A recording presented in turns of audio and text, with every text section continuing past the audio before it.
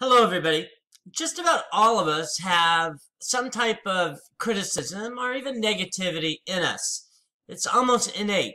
And in fact, when you live in a more negative world than others, you would find yourself in some ways with the need to criticize, to at least be somewhat negative.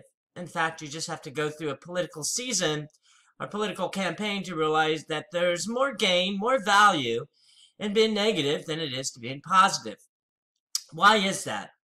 There's many reasons for that, but in general, when we say something negative, especially about somebody else, it makes them at least appear less worthy.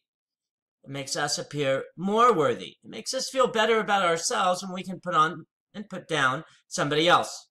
It's really unfortunate that that happens, but in any case, negativity does have some relevance in our society.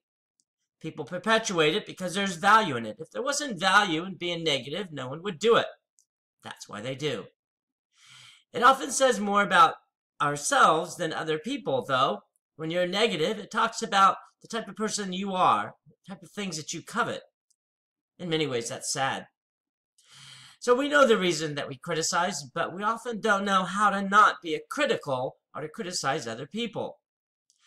I think there's a couple of strategies that you may want to follow to be a less critical, less negative person. First is that you have to know you have a tendency to criticize. And some people, just like any type of conflict, you have to control those behaviors that lead to conflict.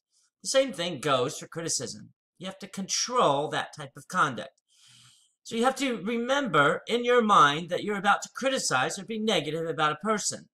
That really is the very first point that you need to make whenever you're trying to be a less critical or less negative person. That little inner mechanism in your mind that says, I'm about to be critical, I'm about to be negative. So, controlling your behavior, controlling your actions, starts with that inner aspect, that inner bird, so they say, that birdie in your mind that says, I'm about to be negative, about to be critical, and saying, I'm not going to be that type of person. Second is that you have to remember that being nice reflects more on you than on others. We often, when we're in conversation with people, think that we're really talking about the other person. And in fact, we're expressing what we really feel to that person. We're reflecting what our beliefs are within our mind. And so you have to remember, in many ways, how that aspect is conveyed to somebody else. And so you remember that by being critical or negative, it reflects more on you than on others. And you have to ask yourself, how do you want to be reflected? How do you want to be seen by these other people? Most people we meet want to be seen as a positive, uplifting person. You can't do that if you're critical or negative.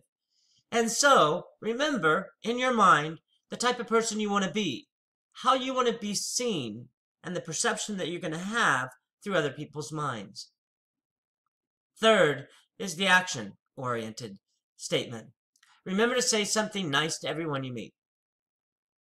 You'll know that I think there's three things that people have to do and be to be successful. They have to work hard, they have to be nice or be likable, and they have to overcome their challenges. Being nice is one of the aspects that you can, at least saying something nice is one of the aspects that'll avoid criticism and negativity.